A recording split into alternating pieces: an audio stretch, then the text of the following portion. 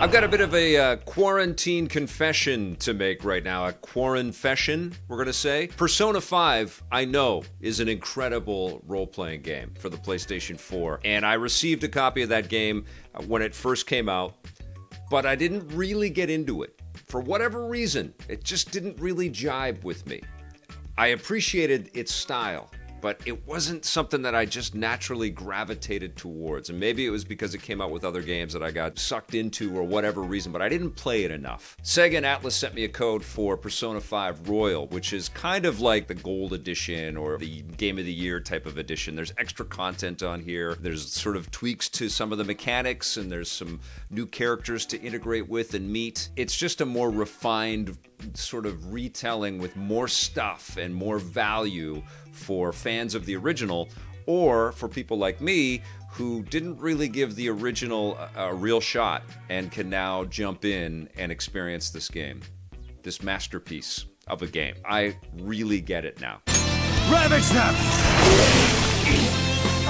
I wanted to get back to you guys with some thoughts on this game, and I guess this isn't really for the super fans out there, all the people that will correct me down below on things that I get wrong. I just want to tell you sort of my process and how I started to kind of fall in love with this game, because it wasn't, again, this wasn't an immediate love at first sight for me. As much as I love the visuals and the anime cut sequences and the beautiful music and all of the flash of the game and the sizzle of the game as it sort of launches you into it, I was having some trouble sort of integrating with the story of this high schooler, integrating into this school where everybody just hates him and is trash talking him, and you know, he's having some real issues with this sort of guardian fellow that's taking care of him who runs this cafe, and he's got this room above the cafe, and it just felt a little melodramatic for me. And, you know, I love the contemporary quality of it. I love that we're taking a story and placing it into modern or contemporary Tokyo. I also like this idea that something awful happens at the beginning of the game, and the central character is being interrogated inside of a police interrogation room. I thought all of that was cool. And so a lot of the sequences in the game are flashbacks, sort of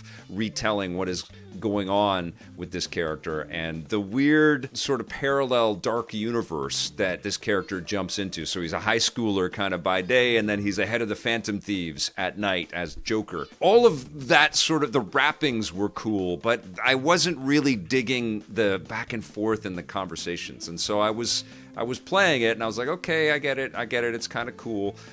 But then I started to care a little bit more. There were definitely something really heavy starts to happen in the school, and you start to understand that there is a person of influence within the school that is abusing their position. I'm trying not to spoil stuff. There is this idea of, you know, the masks that we all wear, and what is the real person behind all of these masks, which is a pretty big concept to float around the idea of theming it as a school-age adventure, because that's when all of us start to kind of define our identities, you know? And so the idea that you're constantly going back and forth between these two identities and the characters around you are doing the same thing is pretty profound. I am the rebel soul that resides within you.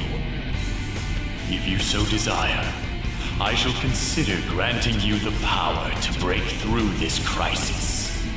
It's a pretty esoteric experience for sure, but it is so intelligently made, and really what you start to understand when you get into the game is that all the mechanics and the core kind of signature play pieces of the game we've played before in lots of Japanese role-playing games. This is a turn-based Japanese role-playing game where you've got a bunch of characters, and every one of them has different skill sets and attributes and magical powers, which are embodied by these personas, these different kinds of characters that you pick up. They're a little bit similar to like Pokemon, but they're like mature Pokemon for adults kind of, you know, and sometimes you'll pick up like a sexy prostitute that has some crazy powers and stuff, and you can call on these different personas to dole out all kinds of damage, but you can also pick up like actual melee weapons and guns at airsoft stores. So they're in the real world, they're kind of replicas, but in this sort of shadow world, the darker world where you have a lot of your actual role-playing adventures, they're real weaponry, and they'll take out some of the bad guys that you will create. Who's next? next? One of the new additions is the grappling hook, which just makes the kineticism of Joker so much cooler. I mean, this is a really wonderful character, and it's great. I mean, when you see this art and this animation all sort of flowing and the character flipping and flying and pulling off the heroicism that he's capable of, you understand fully why he's a part of Super Smash Bros. Ultimate. Indelible stuff. I mean, this is incredible game making. Persona! Captain Kid! We're on the ground! Nice going, Skull! Tear him apart! This'll lady!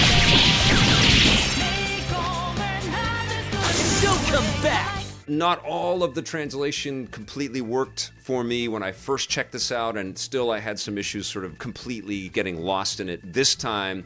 Until I did. One of the major sort of adventure components of the game is you have to infiltrate castles and you have to take out bad guys and you have to get to the end, and you're basically solving crimes. It's almost like the Scooby-Doo gang and Pokemon. I know I'm making you Persona 5 fans cringe here, but it's like you're a mix of the Scooby-Doo gang and you're collecting Pokemon, but it's for mature players out there. It's a rated M game. So what you're doing when you're into the hardcore action of the game is you're going through these mystical castles which have lots of puzzles to solve and secret areas to explore and save rooms to get to. And you fight bad guys who reveal their true identities along the way, and they sort of become their own beasts and stuff. And sometimes you can beat them to submission, and then you can assume their power and stick them in. There's this great animation of Joker slapping on the mask, and then he has either taken the actual manifestation of that persona and added it to his collection, or he's just used the power of that beast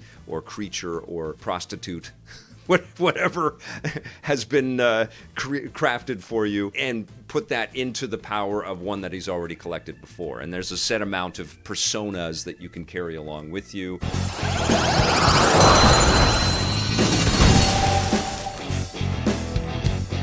A new mask, Joker!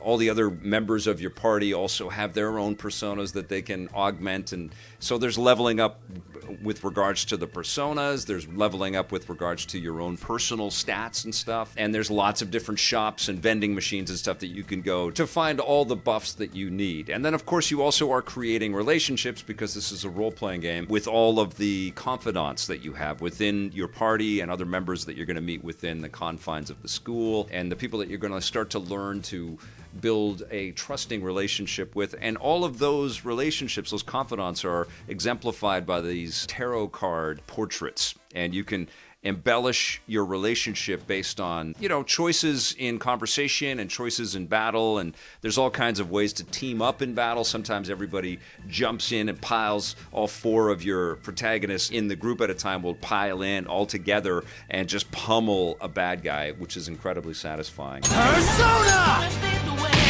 All enemies defeated. Just what I'd expect from you, Joker. It's just beautiful visually.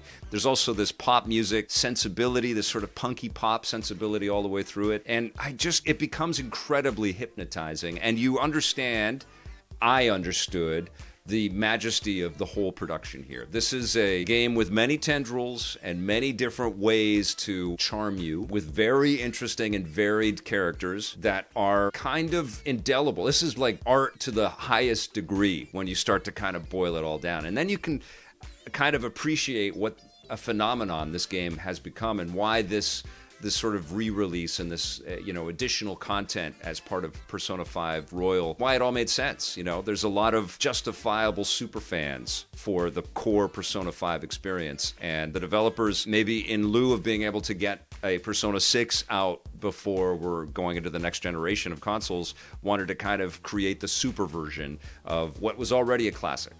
And so now, as consumers in 2020 making a choice about what kind of a role-playing experience you want to dive into, if you've never played Persona 5, this is just stellar stuff. And I felt a bit guilty that I've never really sat down and given Persona 5 the time that it has deserved.